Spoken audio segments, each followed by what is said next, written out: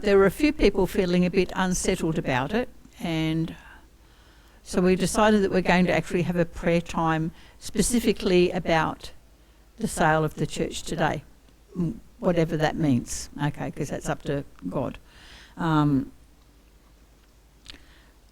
During the morning, I'm going to pass these out. Oops. Everybody is going to get one of these. Just pass them. So it looks like that. And you can cut it out. There's scissors and there's glue. The idea is that you do not cut the tags. Used to explaining this to children. You don't cut the tabs off beforehand. You cut around the tabs. You then put glue on them and you fold them in, because the little wingtips have got the tabs glued onto them. So everybody's going to have one of these. This is your reminder, and you're going to be, it's part of the message later. So I'm giving it to you now so that you can cut it out whenever you like. I don't mind if you're cutting out while I'm talking. That's fine. I'm trusting that you can do two things at the same time. But the theme is all about having Jesus at the centre. And as I was thinking about this, like this process of waiting on God, and sometimes you have to wait for a very long time to see God's answer to your prayers. If you read the scriptures, you know that sometimes people had prayers that they actually never saw themselves personally answered, but that didn't stop them praying because it was for the future. So there is that sense that sometimes when you're praying, you don't get to see the answer, and that's also okay. But there are also times when just doing nothing is not actually waiting for God. And I remembered a joke. Everybody maybe has heard the joke. It's about the man on the roof in the flood. Do you know that joke? Yeah, there's the man on, and it starts to rain, it starts to flood, so he walks up the levels in his house and he keeps praying and trusting that God will save him. And he ends up on the roof praying that God will save him. The water kept rising. And then a man in a rowboat came and said, "Get in and I'll rescue you." And the man said, no, it's fine, I'm waiting for God. God is going to save me. And then another man sort of came with a power boat and says, "Get in, you need to come because the floods are going to get higher." And the man says, "No, it's okay because I'm waiting on God. I'm waiting on God. God will rescue me." Then a helicopter turns up, because he's right on the very top of the chimney by this stage, and says, "Quick, come up, because you're going to drown." And he keeps saying, no, I'm waiting. God's going to rescue me. And then he dies. And he gets to heaven, and he says, "God, I was waiting. Why didn't you rescue me?" And God then explains that he sent 2 men in boats and a helicopter. And that was his answer, but the man had missed it. So we have to be careful when we're praying and we're waiting that we don't miss something. Does that make sense? And then I had, Kim knows about this Bible passage. Oh my goodness, I had this weird thought in my head about a Bible passage. And I got it when I was thinking about waiting and being patient. And it's a story in Daniel chapter 10 where it describes how Daniel's in prayer, and he's been in prayer for a while because he's already had one vision, and I'm definitely not getting into the visions of Daniel because that's for somebody else to do. Anyway, so Daniel's having these visions and he's praying, and then he's praying again. He's been praying for weeks because he has no understanding of what's going on. He really needs more understanding. And this angel turns up and says, basically, "I'm sorry, mate. I was on my way here, but I got delayed. And it wasn't until the angel Michael came to help me fight against this dark and evil power that I could actually come to you." So Daniel had been waiting, but what was happening, that there was a spiritual battle going on that he didn't know about that was blocking the angel coming to him in answer to that prayer. Now that passage creates a whole pile of theological questions for me, which I'm also not going to go into because I don't understand. But I do know that sometimes when we're waiting, things can happen in a spiritual realm that cause the delays that are not God's perfect plan. And sometimes maybe we need to pray about those things. Does that make any sense to anybody?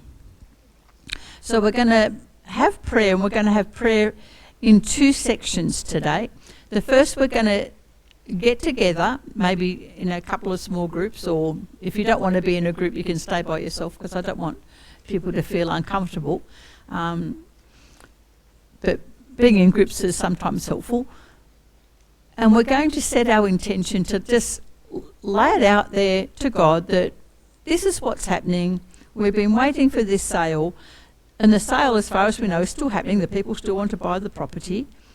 So none of that has changed, and I don't think, my opinion is, I don't think we were wrong in deciding to sell. But I could be wrong. I mean, that's my opinion. So we're going to set our intention just to put it before God.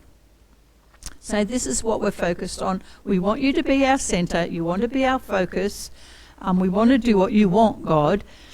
We can spend some time, if you feel like you need to, in confession, so that we've got clean hearts. So this isn't a time where you've got to go dragging up, things that happened 50 years ago or whatever. Nothing like that. But just a time of confession to be honest to God and say, God, like sometimes maybe we get things wrong. If you know you've got it wrong, we confess this. And just tell God that we're going to wait and listen, set our intention. So it's just going to be a short prayer time, and then we'll have more prayer time later in the service. Okay, so what we're going to do now, you're all still cutting out, so you can keep cutting out. Can you actually manage to get yourself into a prayer spot with somebody else whilst cutting? You've got to cut right round the very outside. Don't cut the little squares off. Does that make sense? If you do, it doesn't matter, because you can then just glue them back on. So just go around your these. Yeah, all the way around. And then they fold in and get glued on.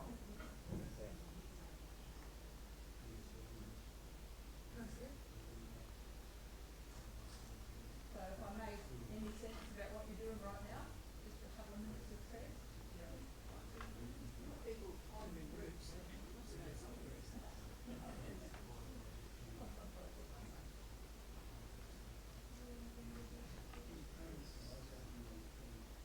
So if you guys want to turn around and join us, feel free, or you can just keep cutting out. That's up to you, okay? Or you're very focused.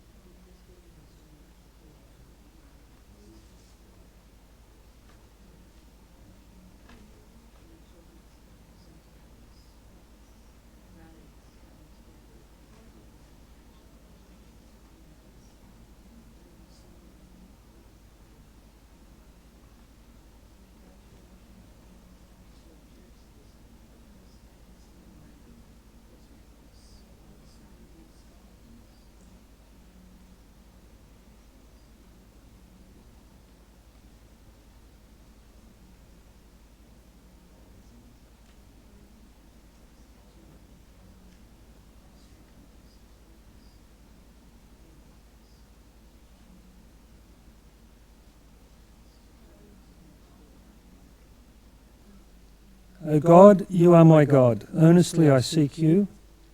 My soul thirsts for you, my body longs for you, in a dry and weary land where there is no water.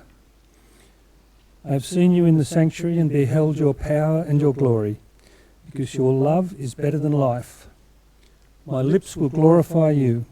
I will praise you as long as I live, and in your name I will lift up my hands. My soul will be satisfied as with the richest of foods. With singing lips my mouth will praise you. On my bed I remember you. I think of you through the watches of the night, because you are my help. I sing in the shadow of your wings. My soul clings to you. Your right hand upholds me. They who seek my life will be destroyed. They will go down to the depths of the earth. They will be given over to the sword and become food for jackals. But the king will rejoice in God. All who swear by God's name will praise him, while the mouths of liars will be silenced. You can have your bird back to blue now. Okay, so David running from, most people think he was actually running from Saul. When King Saul was really jealous of David, he wanted to kill David, and so David had to run and hide. And that would have been very difficult because all he'd done was try and honour the king and do what was right. The other theory is that he was running away from Absalom, and Absalom was his son, who was also trying to kill him later in his life. So whether it was Saul or whether it was Absalom, it would have been an incredible trauma in his heart to be facing death from people that he cared about. So emotionally he would have been in the desert. Physically he was definitely in the desert. And so he really understood what it was to be thirsty and sad and hurt and alone when he wrote this. And I think being in the desert most probably helped prompt the song. Well done. I don't know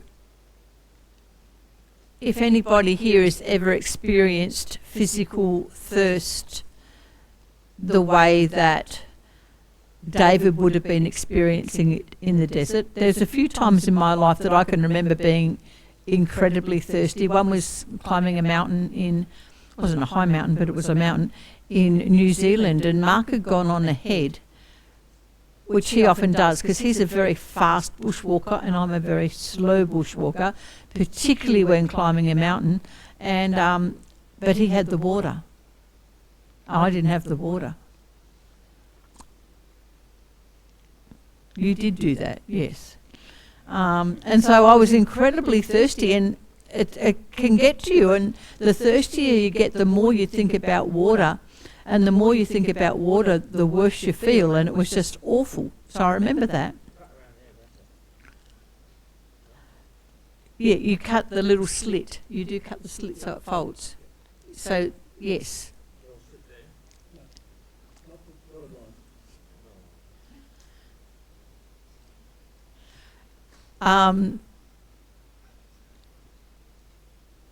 Focus. Get my focus. Yeah.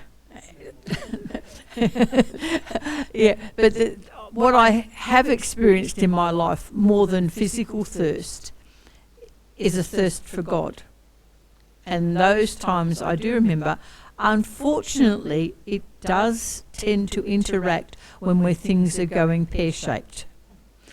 I would like to think that somewhere in my life, I'm getting old, I don't know if it will ever happen, I will have this wonderful longing relationship with God, even when things are going really good. But unfortunately that's not how I work. A lot of the times when things are going really good, God is still part of my life, He is still present, but I don't have that need until things go really wrong, and then it's like I've got to come back to God and say, God, I'm really sorry that the past few weeks I've been very busy being very happy, and now I need you again. The good news is though that God doesn't give up on you and He doesn't reject you. It often takes those desert moments for us to realise that maybe we need to pray more.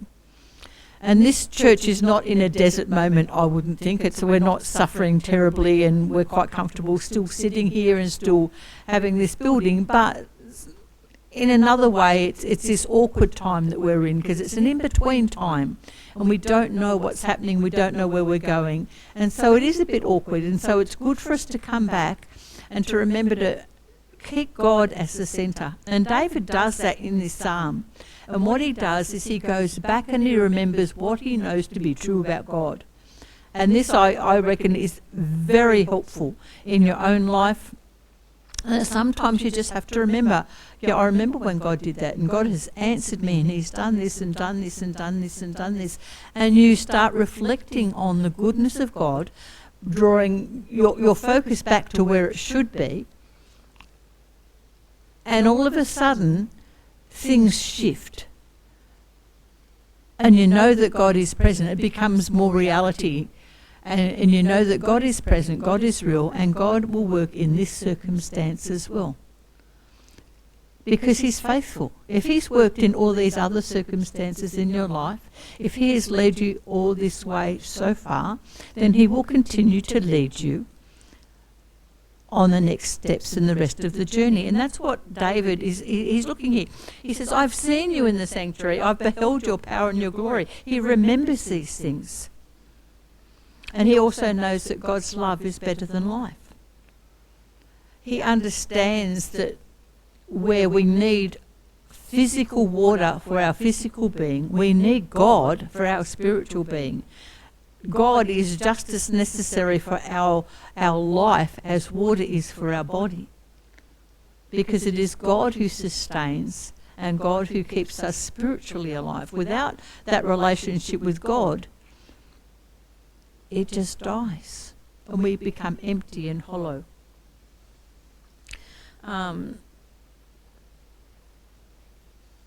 Oops, turn my page. What a mess I've got down there. The psalm shows that it's the relationship with God that is important. It's not just in your mind, it's not just an intellectual thing. I saw a dramatic change in my father. When I was growing up, he always read the scriptures. He was a faithful man of God, and he was a Christian. But then, it's sad because it's unfortunate, but he went away from the church for quite a long time because he'd been hurt. But he stayed praying and he stayed reading the scriptures. He was just not part of a church. And then he went back to church. And it was like he experienced the love of God, new and fresh but real. And instead of being in here, it sort of got hit straight down to here. He was dying at the time. And I think that's part of the reason why it happened. But it went from a head to a heart. And David has this heart relationship with God. God is the centre of his spirit, and that's where it is meant to be with us. And the thing is, like, even if you can't sit down and remember when God has answered any prayers, if you're in a bit of a mess and you think, oh, God never helps me, all you need to do is go back then and look at the cross. And then you cannot say God has never done anything to help you, because he paid the ultimate sacrifice. Jesus died on the cross for you. So even if you cannot think of anything else that God has done for you, know that that sacrifice cost. It's not cheap grace. It wasn't a cheap gift. Jesus died. So use that to bring your focus back to looking at God and Jesus and getting God back as the centre.